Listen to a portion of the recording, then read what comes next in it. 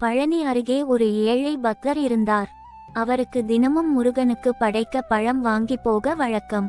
ஆனால் ஒருநாள் அவர் வீட்டில் மிகவும் பசியால் தவித்தார். அவரிடம் இருந்தது ஒரு வாழைப்பழம் மட்டுமே. அது முருகனுக்கு படைக்க நினைத்து பத்திரமாக வைத்திருந்தார். அதே நேரத்தில் பசியால் வாடிய குழந்தைகள், அப்பா, எங்களுக்கு ஏதாவது சாப்பாடு வேண்டும் என்று அழுதனர். அப்பொழுது அவர் குழம்பினார், இது முருகனுக்கு படைக்கவே எடுத்தேன். ஆனால் என் பிள்ளைகள் பசிக்கிறார்கள்.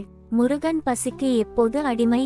என் பிள்ளைகள்தான் அவன் அருளை பெற்றவர்கள் என்று நினைத்து அந்த வாழைப்பழத்தை பிள்ளைகளுக்கு கொடுத்தார்.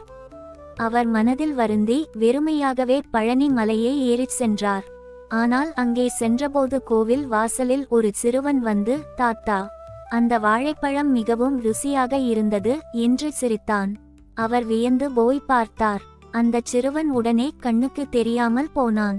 அவர் கண்ணீர் மல்க புரிந்து கொண்டார். அந்த வாழைப்பழம் முருகனுக்கே கிடைத்தது. பிள்ளைகளின் வாயிலாக சாப்பிட்டார். முருகனுக்கு நாம் தரும் படைப்பு பசித்தவர்களுக்கு தரப்படும் அன்னமாகும்.